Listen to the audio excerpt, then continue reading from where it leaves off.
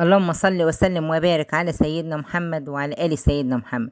تعال أقول لك شوية نصايح تهمك. اهتم بصحتك وبنفسك ومظهرك، خليك ملكة. خلي لسانك حلو مع الجميع، تفضلي محبوبة من الكل.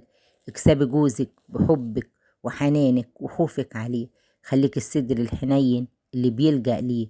العلاقات السطحية بدون تدخلات حلوة كتير، ولا بتزعلي من حد ولا بتزعلي حد منك.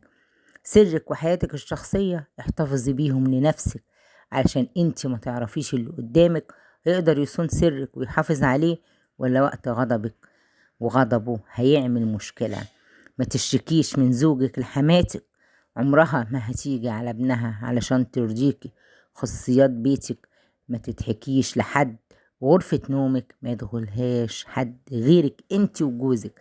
بلاش تتعشمي في حد قوي، علشان في أقرب مشكلة هتتعبي. اختاري صح في أي شيء. لازم تفكري في أي حاجة قبل ما تختاريها، واختاريها برضا نفس، وبلاش تتسرعي علشان ما تندميش.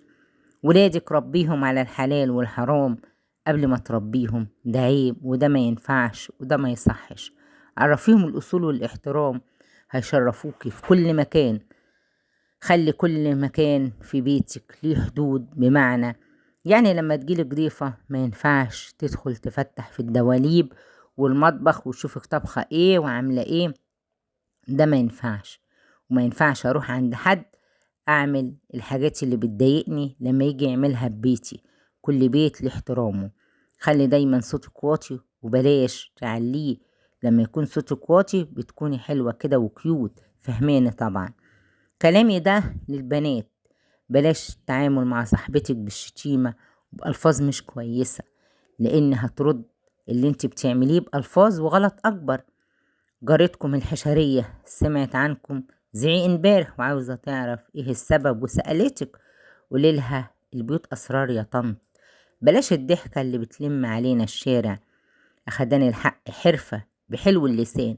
خلي لسانك حلو تكسبي الكل. واوعي تنافقي علشان ترضي اللي قدامك. لا، اتعاملي زي ما انتي وخليك على طبيعتك. اللي عايز يقرب منك هيقرب، واللي عايز يبعد مع السلامة. خلي عندك شخصية ورأي مع الكل. بلاش تتنازلي هتتعبي. لو تنازلتي هتتعبي كتير. لو سكتي عن الغلط ما تلوميش الا نفسك، هتشوفي اهانة وبهدلة. لما تحصل مشكلة مع زوجك بلاش تدخل اي حد بينكم. يا رب اكون قدرت افيدكم ويكون كلامي عجبكم، عشان انا بحبكم. وياريت تعملوا لي متابعة ويتصلوا على رسولنا الكريم.